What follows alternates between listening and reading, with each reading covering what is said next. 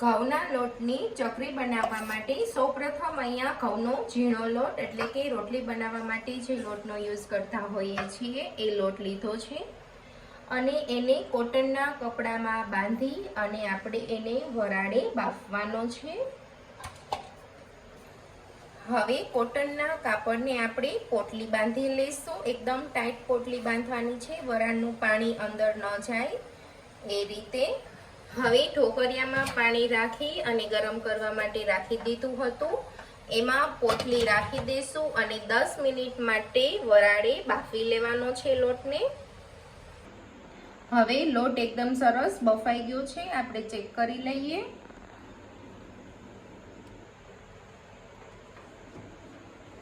એકદમ સરસ લોટ બફાઈ ગયો છે, આપણે એને કાથરોટમાં કાઢી લઈશું।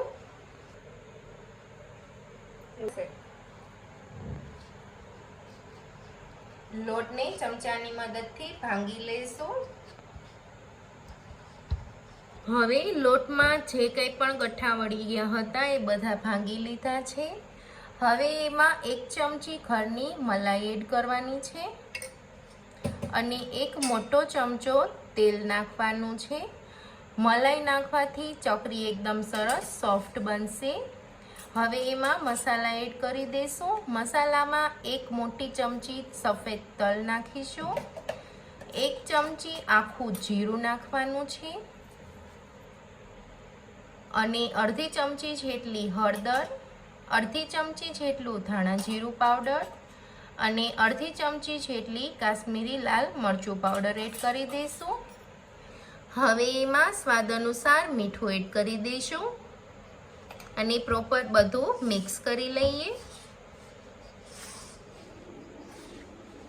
હવે તમે જોઈ શકો છો કે મોણ એકદમ સરસ મિક્સ થઈ ગયું છે, એ આ રીતનું સરસ મુઠ્ઠી પડવી જોઈએ।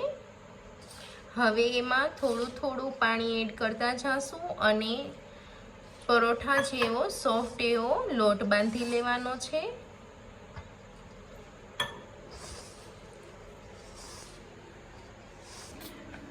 આ રીતનો એકદમ સોફ્ટ એવો પરોઠા જેવો લોટ બાંધવાનો છે।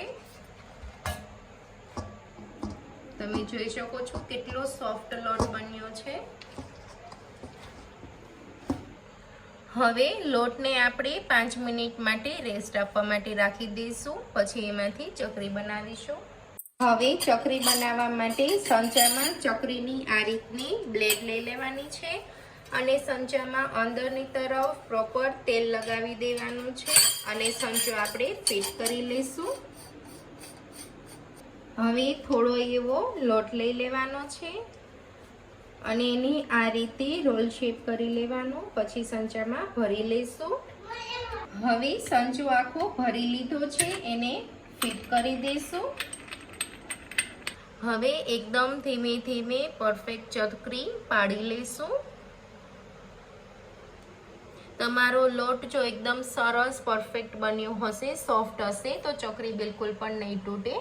આ રીતે બધી ચકરીઓ પહેલા બનાવી લઈશું।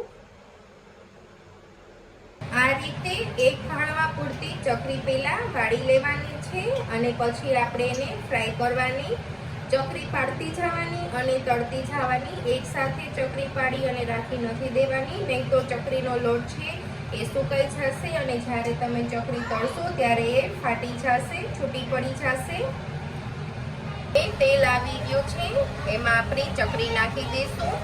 એક વખત સરખું એવું તેલ આવી જાય પછી ચકરી નાખવાની છે અને ગેસની ફ્લેમ હાઈ જ રાખવાની છે, સ્લો ફ્લેમ ઉપર ફ્રાય નથી કરવાની। લોટને આપણે બાફી લીધો છે એટલે કાચી તો રહેશે નહીં જ। જો તમે સ્લો ટુ મીડિયમ ફ્લેમ રાખશો તો ચકરીમાં તેલ ચડી જશે અને ચકરી તૂટી જશે। હવે ચકરી એક સાઈડથી થોડીક એવી ફ્રાય થઈ જાય પછી એને એકદમ હળવા હાથથી પલટાવી લેશું। હવે ચકરી એકદમ સરસ ગોલ્ડન કલરની તળાઈ ગઈ છે। બધી ચકરીને આપણે હળવા હાથે કાઢી લઈશું અને બધી ચકરીની આવી રીતે વાળતા જશું અને ફ્રાય કરતા જશું। તો રેડી છે આપણી એકદમ ક્રિસ્પી એવી ઘઉંના લોટની ચકરી। તમે પણ તમારી ઘરે બાળકો માટે જરૂરથી ટ્રાય કરજો અને કેવી બની છે તે મને કોમેન્ટ કરીને જરૂરથી બતાવજો।